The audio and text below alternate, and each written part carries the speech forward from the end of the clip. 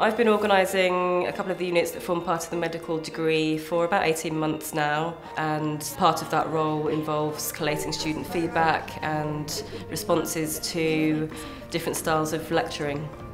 The things that make a successful lecture are, a lecturer who is well planned, who's passionate, who really brings the subject alive. We get really great student feedback for our lecturer Angela Raffle, who runs the screening session.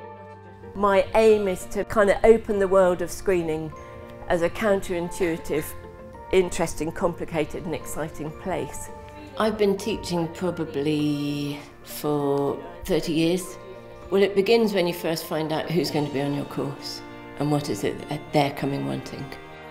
I always greet people and introduce myself. Morning, welcome. To students, I give them a handout. Yeah, thank you. Make sure you all know about it. I think Angela has a particular connection with the students. For example, she stands in the middle of the room until she gets quiet, and that really connects her with the students. Good morning, everybody. So if any of the students are wanting to spend a little more time on a certain aspect of the subject, she'll give more time to that area. Yeah, now I'm happy. Yeah. I'm a great fan of giving people exercises, and I'm a great fan of getting people to talk to their neighbour. So your challenge in the next 2 minutes is to write down a one-sentence, plain English explanation of what's the hallmark of screening. She'd set us a task, and rather than just then doing her own thing at the front, which I think a lot of people do, she came around and checked that everyone was getting on with it or understood what was being expected of us. I don't think anything lasted for much more than about 10-15 minutes, and then we were kind of immediately on to the next thing, which kind of keeps you stimulated.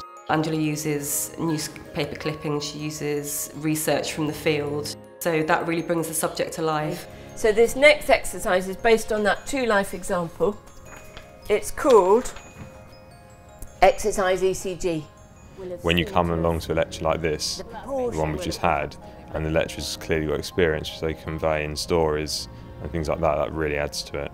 What we're doing, because we're medics, it's a lot of diseases, so if they can say, oh, a few weeks ago I saw such and such a patient who had such and such and this is what happened, then you can kind of relate it back to it, and then when you see it in practice when we go into hospitals, it makes more sense. What I want you to do is actually think about the woman, okay?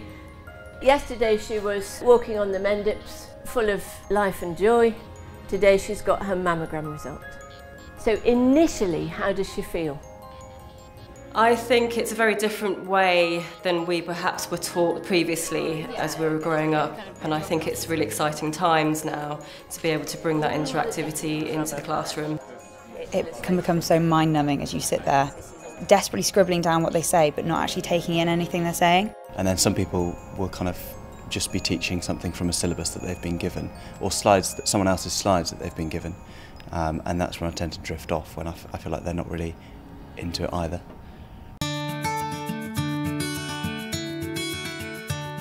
I think for those who perhaps, lecture in the old style, I always say to them, and invite them to come and see some of the student feedback for those lectures that are very much interactive. If the lecturers could all meet and share ideas, I think that would work really well. Life's not a PowerPoint, so doctors in this day and age and before that have always had to think on their feet in the field, and I think it's really important to get students to start practicing that in the lecturing environment. Okay, has everybody got through it? Yeah? If you're going to give a lecture, it's got to be like a TED Talk. It's got to be something that makes people laugh, that makes people think, and that inspires people. I think students are paying higher tuition fees these days, and therefore they are demanding a more varied learning style, and that can involve more interactive lectures, e-learning modules, bite-sized chunks, videos.